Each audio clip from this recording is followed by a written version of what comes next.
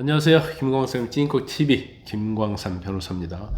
우리가 이제 스카이라고 그러잖아요. 서울대, 고대, 연대 이런 명문대를 스카이라고 하는데 이제 이런 명문대생을 포함한 수도권 13개 대학에 동아리가 있었는데 이제 동아리에 한 300명 정도 된다고 합니다. 회원이. 그런데 이 동아리에서 집단으로 마약을 투약하고 유통하고 또 마약을 투약한 상태에서 이제 집단으로 성관계하는 사건이 일어났어요. 이 사건은 서울 남부지방검찰청에서 수사를 했습니다. 그래서 이 동아리 회장을 비롯해서 4명을 구속해서 기소했고 이제 2명을 불구속 기소를 했습니다.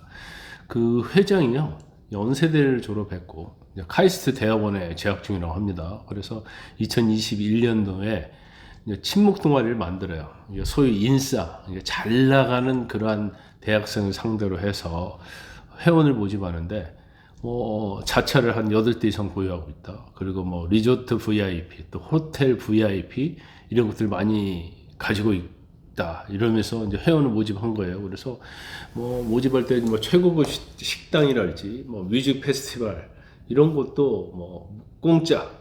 아니면 저가로 이용할 수 있다. 이러다 보니까 많은 대학생들이 몰린 거예요. 왜냐면 동아리인데 굉장히 럭셔리하잖아요. 그리고 저희도 뭐 젊었을 때는 좀 그런 것들 누리고 싶은 그런 생각이 있기 때문에 뭐 줄을 섰다고 합니다. 그래서 면접까지 봤다고 합니다. 그래서 외모도 보고요. 학벌, 뭐 집안 이런 것까지 다 봤다고 해요. 그러면서 회원들이 워낙 많아지면서 이제 300명이 넘었다고 그래요. 그런데 마약을 언제부터 시작했냐면 이 동아리가 2021년도에 만들었거든요. 근데 2022년 12월부터 마약을 시작하는데 처음에 이제 액상 대마라고 해서 대마에 액기스를 뺀 액체로 된 거 있거든요. 그걸로 시작을 했다고 합니다. 대부분 마약은요 대마부터 시작을 합니다. 그 다음에 이제 케타민, 뭐 필로폰 이런 걸로 이제 점차 강도를 높여갔다고 해요. 나중에 LSD랄지 LSD는 굉장히 그게 강한 마약이거든요.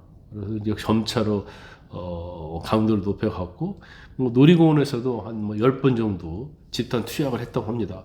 그 동영상을 보니까 막 같이 한 10명 정도가 여자 남자 막 같이 어울려서 막 댄서하고 그런 거 보면 쟤들이 좀 마약에 지금 취해 있는 거 아닌가 이제 그런 생각이 들더라고요. 그리고 또 남성 회원들을 특급 호텔 스위트룸으로 오라고 했다는 겁니다. 그래서 유흥업소 여정원분들을 불러서 거기서 이제 마약 파티를 한 거예요. 마약 파티 하면서 성관계도 했다는 그런 상황이 다 드러났습니다.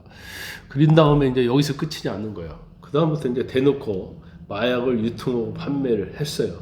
그래서 지금 가상화폐, 뭐 비트코인이랄지 이런 거 가지고 뭐 돈을 받고 주고 했는데 뭐 팔 때도 한 10만 원 정도 사서 한 15만 원 정도, 12만 원 팔고 수익 남기고 가상화폐 거래 금액만 1,200만 원이라고 하니까 뭐 이게 밝혀진 거잖아요. 근데 가상화폐는 다 밝혀질 수는 없거든요. 일부 밝혀지고 아마 현금을 가지고 했다고 했기 때문에 이보다는 훨씬 더 유통이랄지 이 투약이 규모가 더 클 수도 있다, 이렇게 봅니다.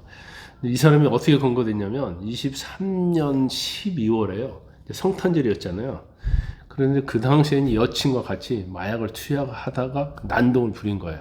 그리고 여친을 와인으로 두드러 패고 하면서 경찰에 신고했고, 검찰 이제 현행범으로 체포됐는데 계좌를 딱 보니까 수상한 내역이 다 발견이 된 거예요. 그래서 이걸 가지고 추적을 하다가 이제 동아리에서 집단적으로 마약했다는 혐의를 밝혀낸 거예요. 그런데 이 회장이 아주 질이 안 좋아요. 이 여성 회원하고 같이 성관계를 하면서 이걸 촬영을 합니다. 그런 다음에 이 여성 회원한테 이제 협박을 하는 거예요. 내가 이걸 가지고 유포를 하겠다. 또 자기 여자친구가 뭐 다른 남자 만났다고 그래서 또 그걸 가지고 또 협박을 계속 했던 거예요. 그래서 1심에서 징역 3년을 받았는데 뭐 협박하고 폭행한 거, 그 다음에 뭐 마약을 매매하고 소지한 거, 또 운전면허증까지 뭐 유죄를 했다고 합니다. 이들이 나는 뭐 텔레그램을 이런 걸 보니까 또 마약 수사에서 벗어나기 위해서 뭐 굉장히 자기들끼리 대책을 세우고 그런 내용이 돼 있더라고요. 근데 최근에 마약이 너무나 우리 사회에 지금 만연되어 있거든요. 우리나라 마약 청정국이 아니잖아요. 한동훈 대표가 법무부 장관도 그런 얘기했어요. 피자 한 판 가지고 마약을 살 수 있는 시대가 우리나라에 와버렸다고. 결과적으로 왜 갑자기, 사실 그전에는 이렇게까지 마약이 굉장히 널리 퍼지지 않았거든요. 그것은 문재인 정부 때 검찰의 마약 수사권을 없애려고 하면서 검수완박하면서 강력부에서 마약 수사를 하거든요. 그래서 각 검찰, 지방검찰청의 마약을 단속하는 마약 전담 전문 검사가 강력부에 있었는데 이제 강력부를 축소를 시켜버린 거예요. 그러다 보니까 마약 수사 잘해봤자 뭐 승진되는 것도 아니고 뭐 얻을 게 없는 거예요. 그러니까 마약 수사가 굉장히 그 당시에 잘 이루어지지 않았죠.